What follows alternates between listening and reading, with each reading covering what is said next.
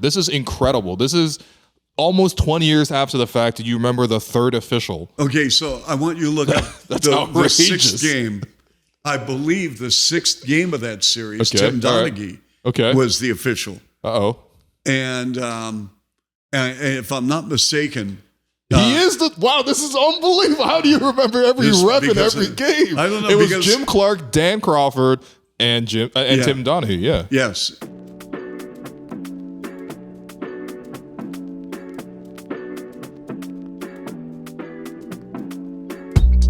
Hello and welcome. I'm your host, William Liu. As you're listening to the Hello and Welcome podcast presented by Betway. Super excited for this one. Chuck Swirsky, play-by-play for the Chicago Bulls. Most importantly, the seminal voice of the Toronto Raptors from my childhood. Chuck, welcome home to Toronto, man. Thank you, Will. Good to see you.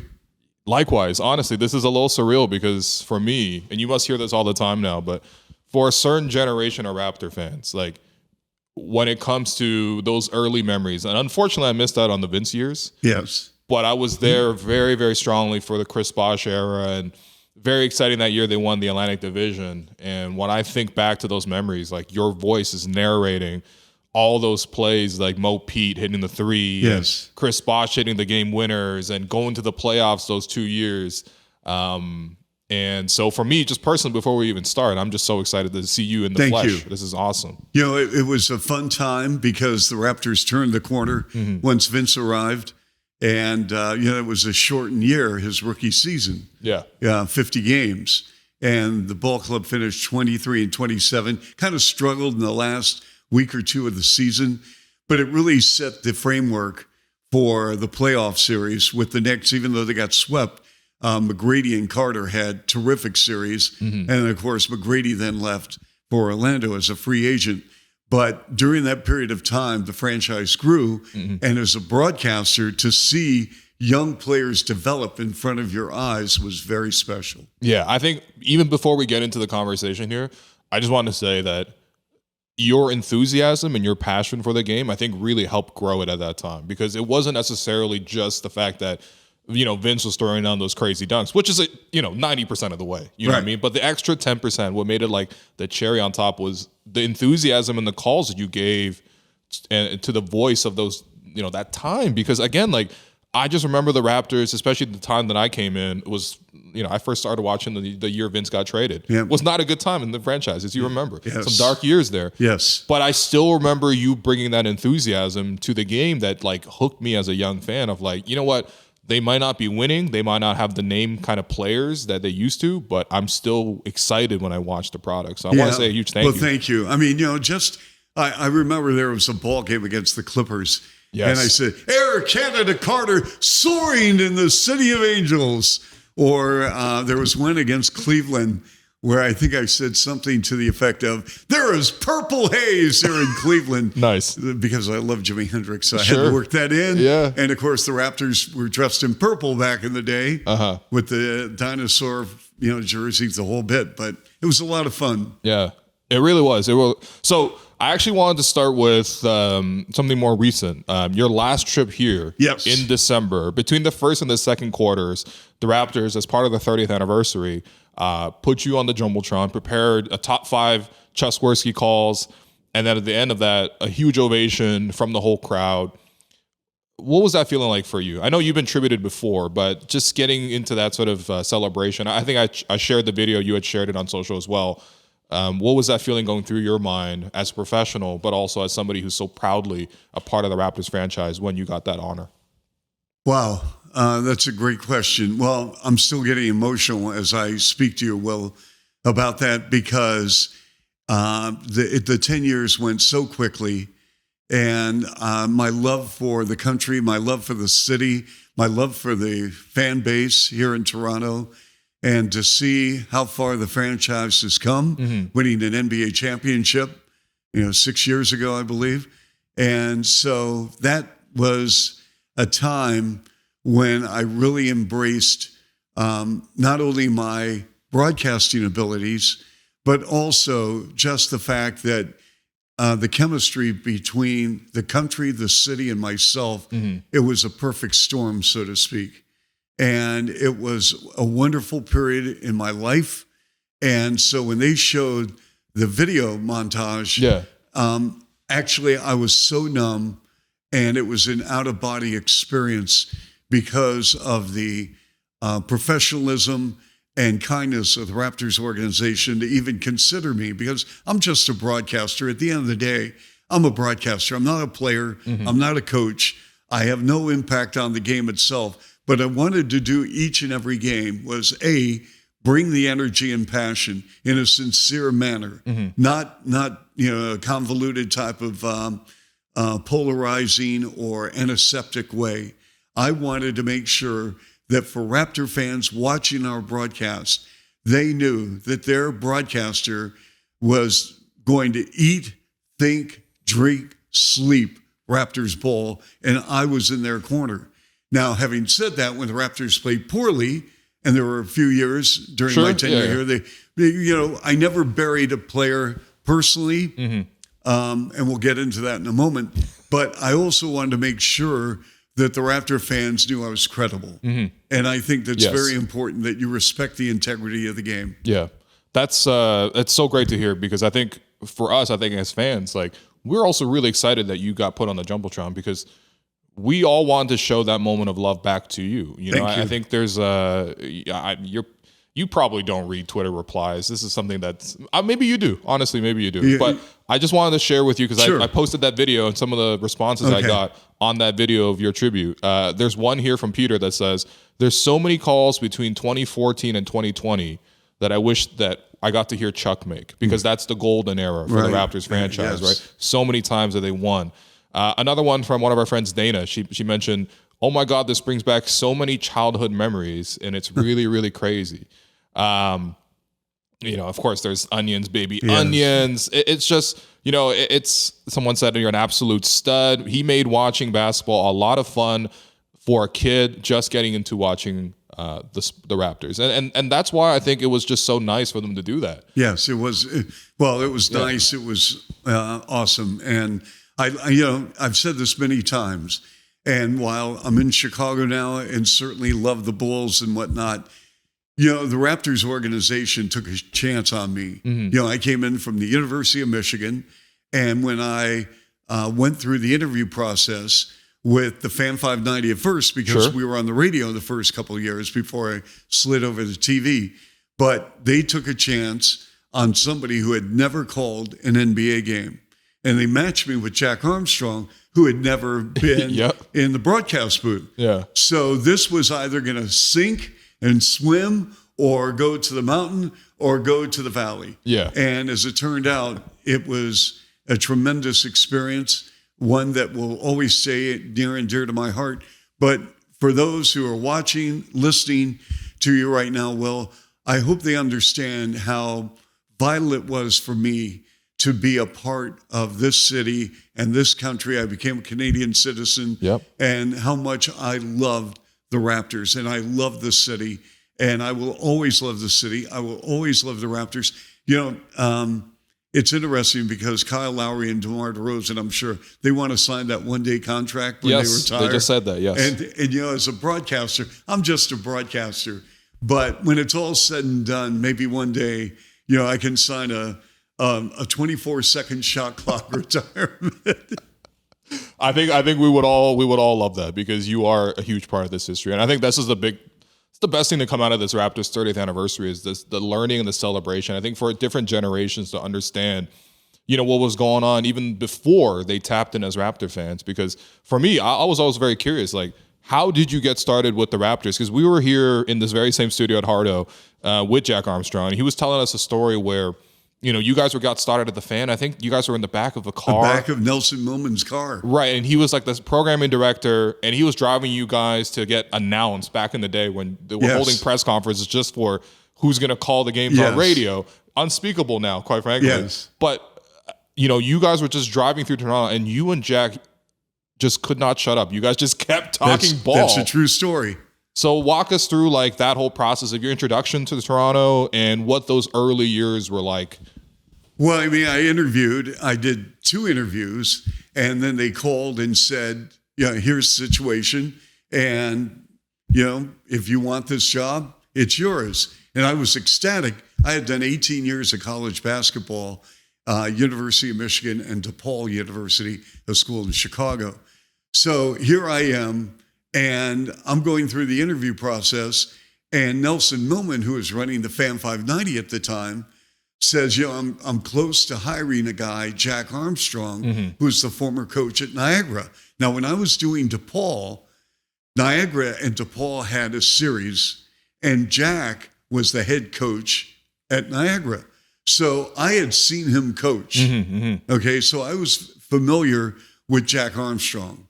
And so when they announced that myself and Jack were going to form the radio team, we were in the car, and Nelson Millman, who was the sports talk guru of North America. I mean, it transcends way beyond Canada. I mean, he was the greatest sports executive during his run. And so he's driving, and we're on Holly Street, making a corner turn. And Jack is talking about a player, and I would follow up with a story of that player. And he would follow up with a story on what I said. It was going back and forth. And Nelson, to his credit, just listened. And it went on, I kid you not, Will, it was probably 30 minutes. And Nelson was probably nauseated. But I mean, from the get-go, it was instant chemistry. And I couldn't have picked a better human being to work with for my first NBA job than Jack. Jack always came prepared. Jack had a great attitude. Jack was so passionate. And remember, he was just leaving coaching. Yes. So to fill the void, I mean, he knew everyone. When players would come into town or coaches, he knew their background as I did because I was in college. So for players that had been in the Big Ten or players that had been in an independent environment with DePaul or the Great Midwest Conference, or players that were in the top 25 in college, I had seen them over and over and over, different layers, and it just worked out. Yeah, I mean, I wanted to ask too about what was the level of enthusiasm at that time for both Raptors basketball and just basketball in Canada at the time? Because in addition to calling the games on radio, you also had, way before something like the Raptors show existed, which me and Alex over there off camera, we were there for the launch of that show in 2021. We're like, well, this feels revolutionary. It's a Raptors show on the Fan. And it's like, no, there were a lot of Raptors shows on the Fan long before that as well. And if we really dig into the history of it, but I wanted to ask you, what was basketball culture like in Toronto at that time? I'll tell you a story. So we're moving from Ann Arbor to Toronto. Sure. And we have to stop at the border, customs, you have to sign the papers, immigration, the whole bit. And so the person behind the desk, she was great. And now you have to keep in mind, we're talking 27 years ago. Sure, yeah. So this isn't like 5 years ago, 8 years. Yeah. 27 years ago, the Raptors were about to enter their third year. And so we're at the border, and she goes, "What will you be doing?" I said, "Well, I'm the new play-by-play announcer for the Toronto Raptors." Oh, the Toronto Raptors. I love how they play on the pitch. Okay. I thought, oh boy, I've got some work to do. But, at that period of time, the Air Canada Center at the time, it opened up in late January. The first event that was in the building was a Montreal-Toronto hockey game. And the next day, it was Vancouver and Toronto in basketball. Wow. And so before that, we had played at Maple Leaf Gardens, and then we played at Skydome. And that was a crazy year because, as you know, lockout ends. We have 2 preseason games, home with Boston, at Boston. We fly back to Toronto, and then we open up with Boston 2 days later. And it was Vince Carter's rookie game against Paul Pierce's rookie game. And Kevin Willis had a monster game,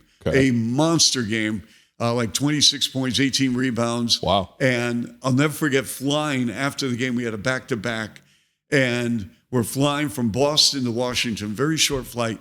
Will, I am in the back of the plane, and in the aisle, Kevin Willis is lying down.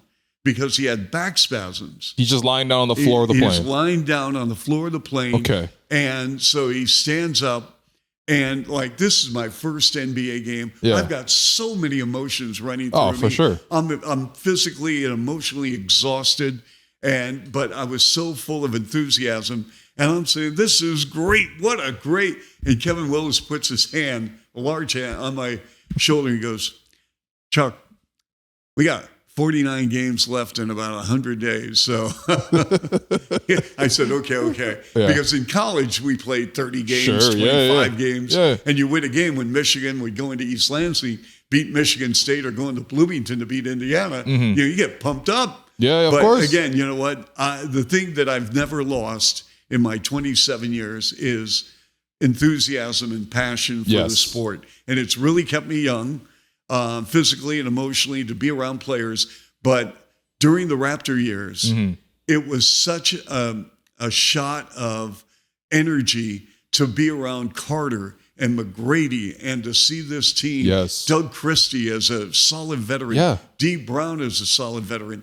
And the first NBA meal that a player ever bought for me was in a mall in Charlotte, North Carolina. And I was in the mall and I saw a panda bear, and Sean Marks, who's now the GM of the Nets, and John Thomas, who played briefly for the Raptors. They said, Chuck, what are you doing? I said, I'm just hanging out. Come with us to the food court. Oh, yeah. And so that's when I saw like the Panda Bear, whatever. You got Panda Express? Yes. Panda Express. Okay. And so they said, here you go. Okay. And like for $6.99, all you can eat. Dude, that's a great story. I would have thought your first NBA meal would have been something a little higher than Panda Express, but it's good to learn these things. I think, you know what, you're speaking about that period where, a lot of documentaries are coming out right now. I think Sportsnet's putting out a documentary right now, Raptors Delight. And I think episode 2 just came out this week where, they sort of showcase that era in terms of the rise with Vince and then the fall with Vince. And you were there for that entire period. Yes, I want to go through the rise of Vince because I think that really got so much excitement in this city.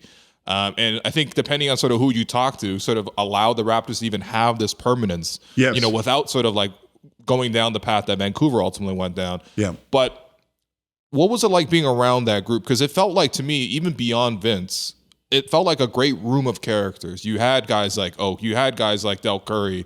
And, even though you had this budding young star, you also had all these vets around them that sort of like kept them in the right place. Yes. And when you started to dismantle those vets, that's when Vince also coincidentally started going down a little bit, at least with his time in Toronto. But the rise of Vince in that moment, what was being like, around that locker room and that team? Well, number one, Vince Carter was not a secret to anyone coming into the NBA. He had a spectacular career at North Carolina. Yes. I mean, his high school in Daytona Beach, we knew Vince Carter. It's not like he was drafted 25th and came out of nowhere. Yeah, right. So, Vince Carter arrives, and again, we had a lockout, shortened preseason, a very short preseason. But to see Vince and his athleticism and his flair was mind-boggling. Not every game, every quarter. And I want to underscore the fact that Vince was so consistent, and I know he's the greatest dunker I've ever seen. For sure. But his rookie year, he took it to a level where people are just watching him. I'm talking players. Yes. The Raptors would be on a 3-on-2 break. Well, who's going to finish that break. Sure, yeah. And the great thing about this is that McGrady and Carter got along really well. Mm-hmm. There was no jealousy. There was no one-upsmanship. They got along great.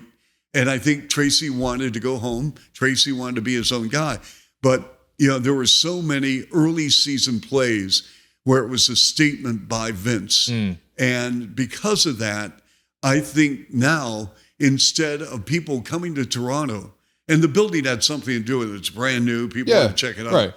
But for basketball fans who came to see the opposing team play, with other stars in the NBA now said, hey, you know what? We have not one, but two really good players. And oh, by the way Vince Carter dunks every game, whether it's a two-handed throwdown, whether it's a windmill, whether it's a 360. I mean, every game, every quarter, you didn't know what to expect. So that was the rise of Vince, because after McGrady left, then this club started to go up and to hit the playoffs then in 2001, which is, in my opinion, the greatest playoff series I've ever called as a broadcaster. Right. I mean, for a lot of Raptor fans, 2019 happened, and so that kind of like clears everything else. But before that was undeniably the best series involving the Toronto Raptors. We're talking about the second round. Yes. Philadelphia ultimately wins. A lot of storylines in that one, too. Oh, yes. It's a little unfortunate that it kind of gets reduced down to, Vince missed a shot after going to graduation, which is, it's only a bit of the story, but also at the same time, it's a pretty significant thing. By the way, you know what player on the floor had the hottest hand in the fourth quarter of that game? I think I recently rewatched this. Was it Aaron McKee? It was Del Curry. Del Curry. Wow. Look at the fourth quarter of the Raptor game. Yeah. And it was Del Curry. Okay. That's amazing that you still remember this after all this time. Carter, this is almost 30 years. I remember a lot. It's like 20. This is my brain. Had Vince Carter been Vince Jones or Vince Smith, Del Curry would have taken that last shot. Wow. I am convinced. Wow. But you got to go with Vince Carter. You have to. Yeah. He's your franchise guy. Give him the rock. It was a great pump fake, and then he got separation, and he just missed it. It happens. And again, I think with that second pump fake, because McKee was coming at him. Yeah. And I think it probably threw him off a little bit. Right. But again, he had a great look. It was, had it gone in, Raptors are in Milwaukee in 2 days. Don't worry. I think the 2019 karmically, made up for that. And the Raptors were indeed in Milwaukee right after. I saw every game of that series. Yes. In fact, I drove up to Milwaukee to see one of those games too. Wow. Wow. That's the thing. That's the thing with Raptor fans is like when they think about Chuck Swirsky, like in addition to your professionalism, the voice that you gave to it, it's the feeling. It's like we truly felt like one of us was in the building, with the best seat in the house, calling and giving that sort of feedback to the rest of the Raptors audience. And that's why I think when you have a superstar like Vince, it kind of raises a level for everybody. Yes, right? It does. I mean, how many times were you on SportsCenter? Well, in the States, almost every night. Yeah. I mean, seriously, I was on ESPN, especially when we played a road game in the States, I would have players. I would have, whether it was Butch Carter or Lenny Wilkins, saying, hey, I heard your clip on Sports Center. Yeah. And, because it was Vince. Yeah. I mean, and whether or not, when Vince would posterize someone or Vince would come down on a fast break, or when Vince hit in a period of about 6 or 7 days, Vince had a game-winning shot in Boston, and he also had a game-winning shot against the Clippers. Yeah. And that was to me, you hit 2 game-winning shots in a very small span of games. Yes. It was remarkable. Yeah. But then again, we're talking about where Vince elevated his game from here to here to here. Yeah. Yeah. And, I think that really helped elevate the profile of the franchise. I think some of the lesser, well, not lesser players, but just not as famous as Vince, obviously. I had actually saw that the Chicago Bulls, for example, put together this tribute for you, right? I think you had called your 2000s game. Yes. This is a couple years back now. Yes. So I don't know where you're at right now, but you're probably on your way to 3,000 at this point. But as part of that video, I saw this whole section from Steph Curry. And I was like, whoa, I didn't know there was this connection here. Yep. And would love for you to tell the story about your connection with Steph Curry, obviously through Del Curry at the time with the Raptors. Well, Del was with the Raptors for 3 years, and Butch Carter really recruited him hard to leave Milwaukee. I don't think George Karl, to this day, was happy that Del left Milwaukee, Sure. but Butch had his own way of, Well, he did his own way. Yeah. Del was, and I still see Del because he's a commentator for the Hornets. But when Del and his family actually moved here to Toronto, and so the kids were in school, and just a beautiful family. So Dell would go upstairs to shoot with the ball club on the third floor, which at that time was the practice facility for the Raptors. As a matter of fact, that practice facility was built with the help of the Golden State Warriors, because the Warriors, when they flipped with the Raptors to draft Antoine Jameson, threw in like $500,000. Yeah. And that helped build that third floor. Hey. So there you go. But Steph and Seth would be on the floor, and they were probably at the time, I don't know, maybe 10 years old, 11. Seth was probably 8. Mm-hmm. And so the thing with Steph, and by the way, for your listeners and viewers, Steph has never changed. I've known Steph for years, and he is one of the kindest, most humble individuals maybe I've ever met in my life. For someone who has achieved, the status as a player and what he's done as a player for the landscape of humanity. And I mean this sincerely. You see the real Steph Curry. There is no alter ego. There's nobody that when the lights are out that he's rude and no. Steph Curry is awesome. And so I would be on the floor setting up, whatever. And he would say, Mr. Swirsky, he would never call me Chuck. Mr. Swirsky, can you come out and raise your 2 arms? He would shoot over me. Wow.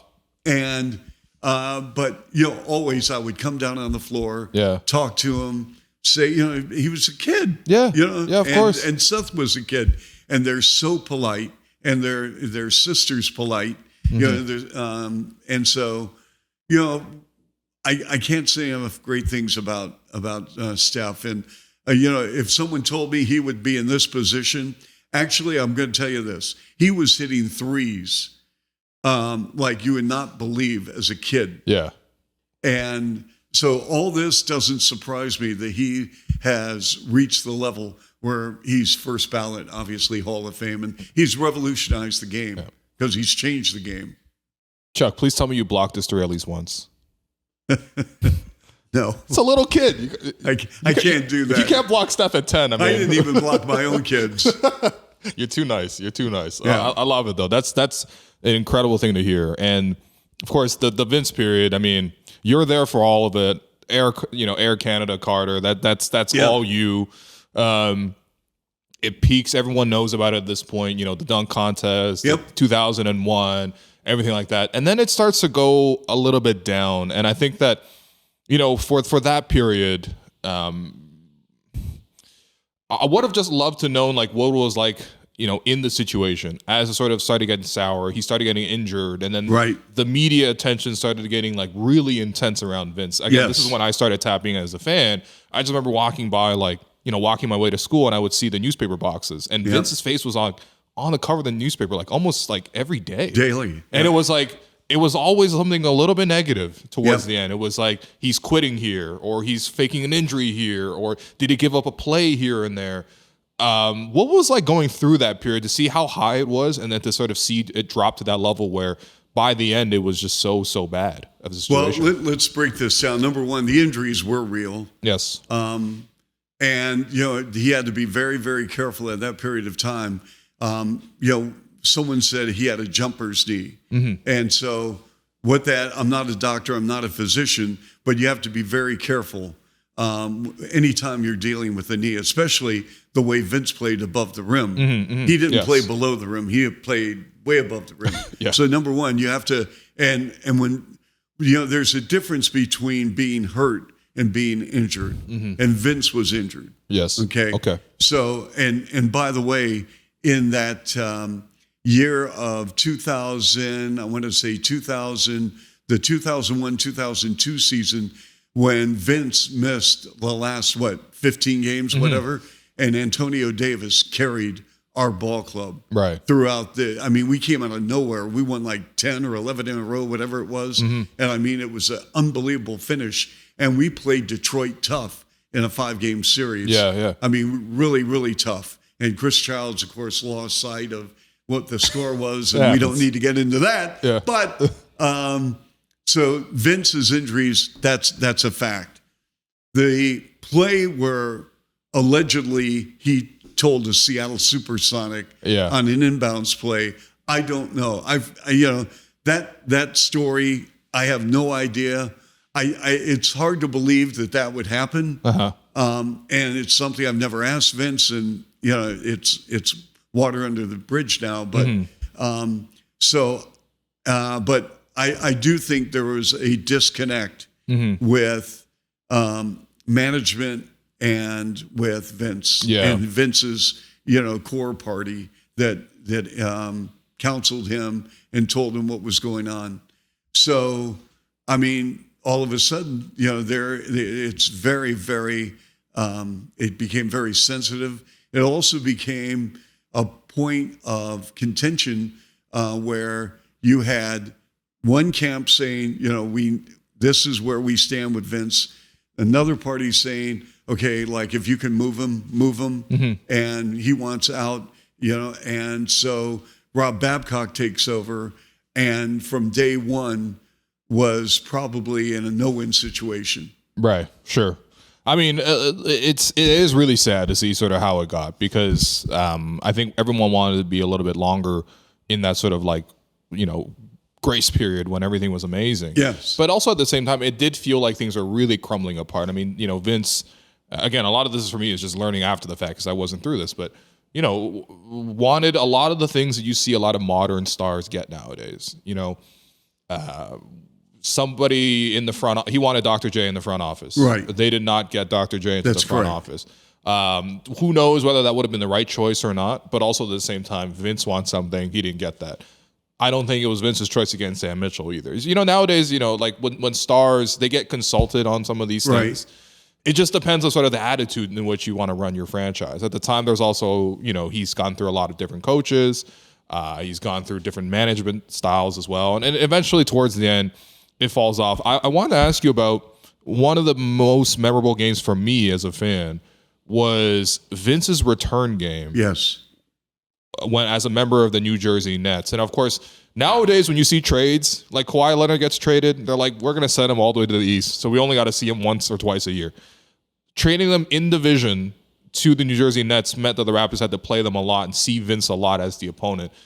That first game coming back, that atmosphere in the building, can you sort of capture that? And sort of what was the emotions going through for you? Because you've seen both sides of it, and yet at the same time, the audience was just so overwhelmingly negative towards Vince and his return. Yeah, well, that's very kind negative because there was a lot more than that. Yeah. But just to clarify something, when Vince, and it was very apparent that there was going to be a trade. Sure. And Rob Babcock had never been through this type of intensity ever. I mean, it was daily.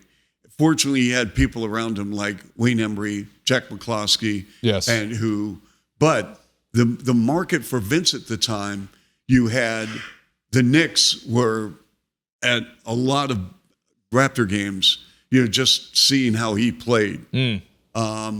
And I thought he was going to go to New York. Wow. That was, if somebody said, here are 3 teams, 4 teams, who do you think he's going to? I would have said New York, number 1. The Knicks and Nets are always competing for the top agents, I feel like. Yeah, because this happened so many times over history. So I think I can tell this story now. I've never told this story. Oh, great.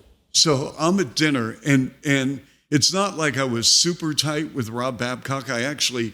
was Glenn Grunwald was awesome because he's from the Chicagoland area. Yeah. And, we knew a lot of the same people from Chicago. But when Rob came in, and as the TV broadcaster, I wanted to tell him, hey, I'm not a media member. I'm the broadcaster. Yes. I am an employee of the Raptors. So if you ever want to get your message across, you let me know, just like I had an open door policy with the players. If you want to get something off your chest where it will not embarrass the club, you come to me and say, hey, you know what? Here's why I'm struggling. And if you want to, clean it up, put a spin on it, but get the message why, I'm dealing with a calf injury the last 2 weeks. And so maybe you can work that in the way you can work things in as a broadcaster. So we're in LA, and this is probably 2 weeks before Vince is traded. I'm at dinner with Rob Babcock, and Rob Babcock gets a call, and he excuses himself from the table. Mm-hmm. And I'm at the table for probably 15 or 20 minutes by myself. He comes back and he said, you can't use this, and which I never would. And he goes, that was Portland, and Portland called, and they're interested in Vince. And I said, okay, well, what's the offer? Yeah. I said, I don't know, it's none of my business what it's about, but at least there's another team that's kicking the tires. Yeah. And that was a Western Conference team. And I thought he was going west. That would make a lot of sense. When I was doing my talk show from 1 to 4 on the Fan, we were in Indianapolis. Okay. And all of a sudden, I get a call from somebody within the Raptors organization saying, I want to let you know it's going down. And this was during a commercial break. And I said, really? And I said, is Vince here, by the way, in Indianapolis, or is he somewhere now in flight to wherever he's going to be sent? I didn't know the team. I didn't know what was going on. And again, I've got doing a talk show. I can't say anything until it becomes official. Well, then, let's say probably 45 minutes later, it goes down. And, I get, a text saying, here's what's happened. And I'm looking at this trade and I'm thinking, Alonzo Mourning, there is no way Alonzo Mourning ever is going to be a Toronto Raptor. Yep. I can tell you that right now. Yep. He had the air of entitlement because of what he had done with Miami. He goes to the Nets. It doesn't work out. And I thought he would come here and mentor Bosch and other players. And, of course, he got bought out for $10 million, which is crazy. But and then Eric Williams and Aaron Williams. And as it turns out, Aaron Williams was a better player than Eric. And then we had the 2 number 1 picks. Yeah. But people look at this and say, what a horrible trade. And in retrospect, it was a bad trade. Absolutely. People have to keep in mind, though, that there were a lot of teams that backed off because they were concerned about Vince's injury situation. So having said that, the man plays 22 years, and he had an incredible run with the Nets. Right. And he just had his jersey retired, as you know. And so his career with the Nets, I think, propelled him to the next level. And then he became a role player for several other clubs. But I'll say this for Vince. Every team he played for, whether it was Dallas, whether it was Sacramento, whether it was Atlanta, whether it was Memphis or Orlando, the truth of the matter is when he left, everyone who was around him spoke highly of him as a man. Yes, yeah. And to me, when it's all said and done, with your legacy, people, can say, okay, it was a great player, but, how did you treat people? And, right. So at the end of the day, that's what it was about. He does seem to be, again, from afar, I mean, you were much closer to him, does seem to be a very warm-hearted individual, like he wears the emotions on the sleeve. And, I think back to being in the building in November when the Raptors, raised his jersey to the rafters. By the way, you should have been there for that. I mean, I'm not going to make you say it, but you should have been there in attendance for an event like this. Right? I said that. All right, I said that. But seeing him walk onto the floor, I'm never going to forget the fact that he walked out, the whole arena's chanting and cheering, and then he just takes an extra minute basically to just soak it in. He's facing all 4 sides, and it's actually become a meme now. Yes, it is. Which everything. I mean, like Jordan crying at going into the Hall of Fame. Yeah. Michael Jordan crying becomes a meme. So of course, Vince crying. But I was thinking about what he must have gone through as a person with all the media scrutiny at that time, the return coming back to Toronto, and then 20 years later getting the happy ending. It's so much for one person to take, and I think if somebody makes a mistake and who knows, he never says it's a mistake either, so that's a separate thing. But if someone does something 20 years ago and goes through this whole cycle we got to afford them that space, that bit of humanity to be like, you know what, he must have gone through a difficult time as well. He might have loved Toronto, but also at the same time the situation might have been breaking down. I wanted to ask, because I heard this story about you actually wrote a letter to Vince as well. What was your relationship like with Vince around that time, and how difficult was it as a broadcaster to cover when a story goes from being the coolest thing in the world to being like one of the most tragic situations in the NBA by the end? Well, the return game, Vince's return trip to Toronto, as you know, well, number one, I've never heard a crowd like that directed towards one player. Yes. I mean, when McGrady came back, he got booed every time he touched the ball, but this took it to the nth degree. Yep. People were bringing props. People were like Xing out the jersey. Yes. He got booed in warm-ups. He got booed every time he touched the ball. It was the event was to just come boo him. Yeah. And so and this is, I'm just going to be very transparent about this. Number one, it was the most difficult broadcast I've ever called because I really liked Vince, but I didn't like what happened near the end of his run here. Yeah. And as an employee, there were so many employees within the Raptors organization. I'm not just talking about coaching staff and the front office and player personnel people. I'm talking about just the women and men who work in the ticket office or marketing or just, the executive secretarial type of individuals. And they were so hurt that he was traded and that it forced the hand of the Raptors to trade him. And because of that, as a broadcaster, I felt their pain. Yes. I saw employees cry because they were so shaken and moved that here, Vincent Lamar Carter, who was the face of not only basketball in Toronto, but throughout the country, and who put really basketball on the map, with all due respect to the previous players that had come. Yeah. And so he was no longer a member of our family. He was now a net. And so he not only comes back, but we knew what happened in that game. And then all of a sudden, he did get the best of the Raptors many times. Yes, he did. Yeah, including in the playoffs. But so my relationship with Vince, I tried so hard because I wanted to keep it neutral, but I couldn't. You can. And so on the air, I made some comments saying, you know what, it's very unfortunate that it came down to, and I said, you know what, I mean, things should not have ended this way. And there was, I'm sure people watched the broadcast that knew Vince. Maybe it got back to Vince. Maybe he whatever happened, and I don't know what happened. And really, 20 years after the fact, I really don't care what happened. Yeah. But so there were times when I would see Vince, and it was very cold. I mean, like nothing.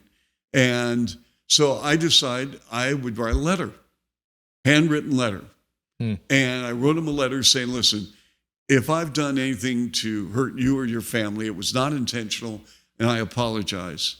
I said, as a broadcaster, I became entrenched with the Raptors and the fan base and how they loved and, respected your game, and how, unfortunately, how it ended. And I'm paraphrasing now, but all he said is, listen, I wish you and your family well, and I hope that, we can move on from this. And so, there are times when I see Vince, he's great. There are times when I see Vince and, it's just very professional. And again, that's fine with me. I mean, I had a job to do as a broadcaster. Of course. And that was a game, or that was a period of time where it really, really stung. And because I felt the vibes in the city. And I'm happy that a new generation has decided, okay, you know what? Let's move on. Because the last thing is that you don't want to carry a grudge to your grave. I mean, and life is too short. I told this story yesterday on the radio that you only have so many circles of life around the sun. And I've had 2 friends pass over the last 3 weeks. And I was thinking about this, and I'm thinking, like, what are we in this for? Are we in this to lift each other up? Are we here to carry a grudge that, somehow, some way mushroomed into something that shouldn't have gone, left or right or whatever? And so I've never had another issue like that with a game as I had that night when Vince returned. Yeah. I mean, first off, I'm so sorry for your loss more than anything else, but I appreciate that perspective, because for people who weren't there, you just wouldn't understand. It's like the closest thing is probably when LeBron went back to Cleveland, but it might have been even worse than that, which is insane to think, because I remember when LeBron went back to Cleveland the first time in 2010, it was like the biggest thing. People were burning his jerseys. The exact same thing was when Vince came back.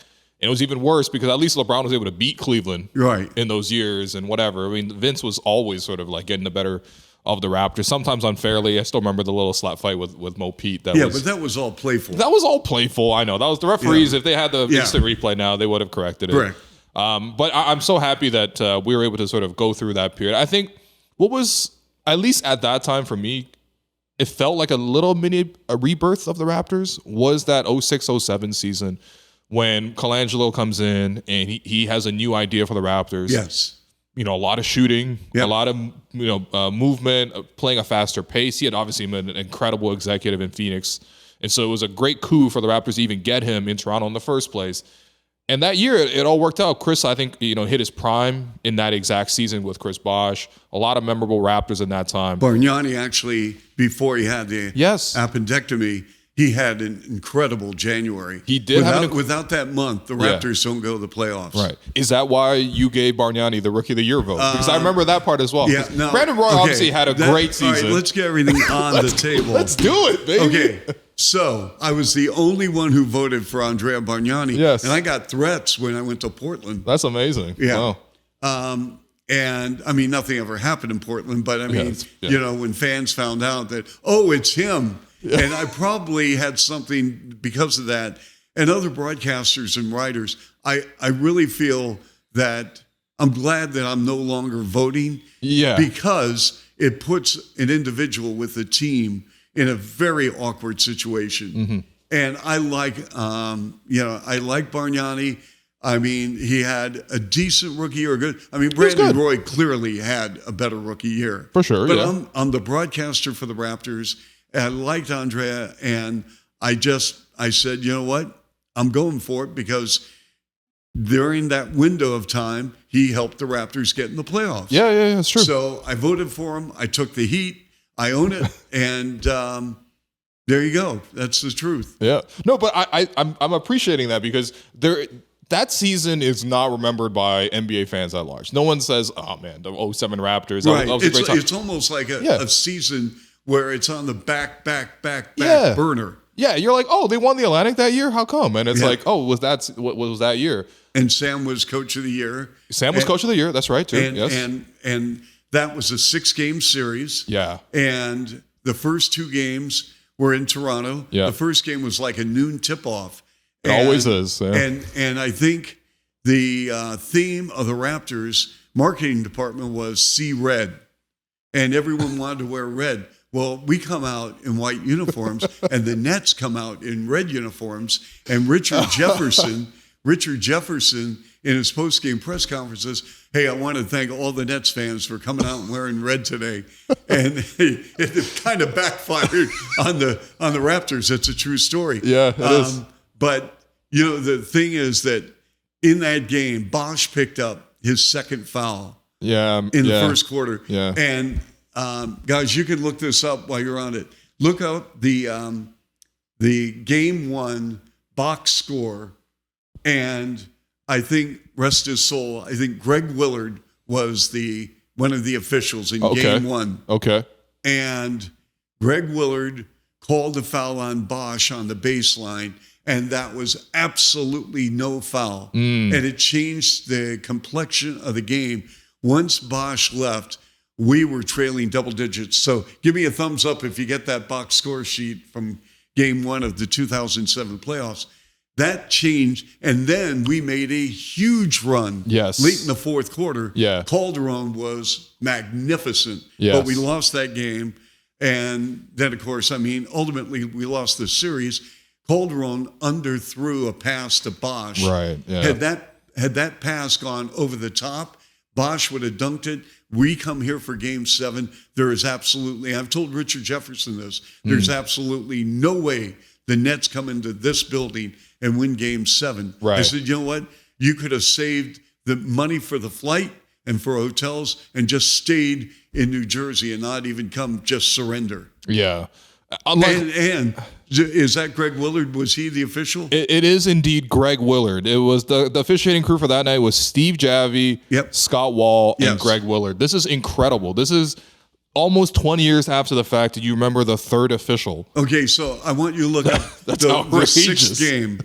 I believe the 6th game of that series, Tim Donaghy was the official. Uh-oh. And if I'm not mistaken, he is wow, this is unbelievable. How do you remember every rep in every game? I don't know. It was Jim Clark, Dan Crawford, and Tim Donaghy, Yes. And so, hey, you know, I love the Raptors. Come on, give me a break. This is unbelievable, man. So that series, but Calderon underthrew Bosch. Yeah. And it broke my heart because I really, really, really, really wanted to beat the Nets in that series.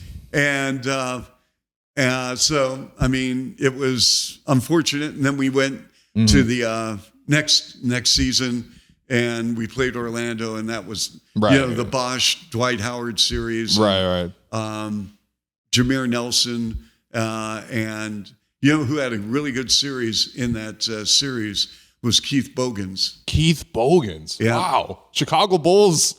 He was playing for the Bulls at one point. A Bull starter too. Yeah. But I mean, that was. And it was, I'll never forget, a week before the playoffs, Miami's here. And you can look at the 2007-2008 season. Miami was here late. So if you can look at the schedule, Miami was here late. And with just maybe a handful of games remaining. I don't know if you have the schedule in front of you because I'm going way, way, way, way back. Hey, this is you're calling your shot right now because Miami was in Toronto April 14th, 2008. All right, how many games were left in that? That was the 81st game of the season. That was the 81st. Okay, so Eric Spoelstra is an assistant coach at the time. Okay. He's on the floor.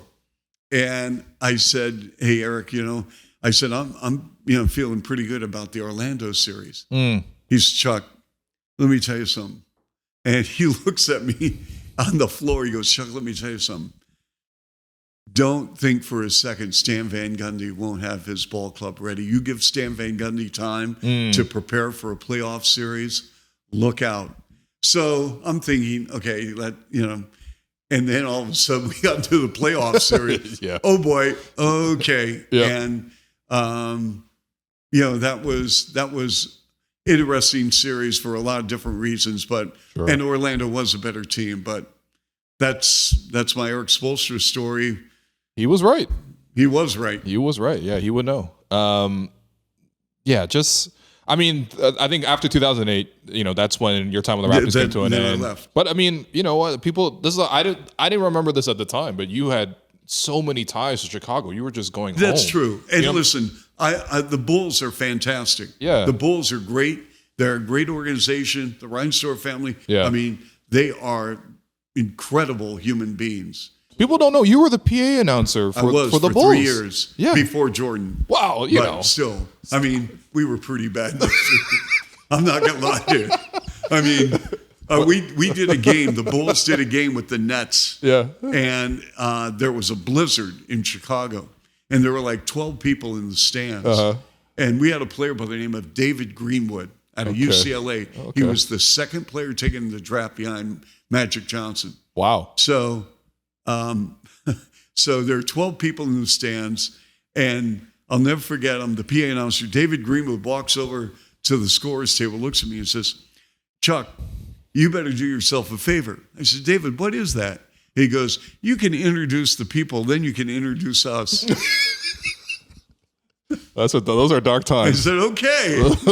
Those are dark times. Come on down. You don't need to sit in the nosebleed seat. From Lake Zurich. Yes. Bring it up from downtown Kenosha. Yes.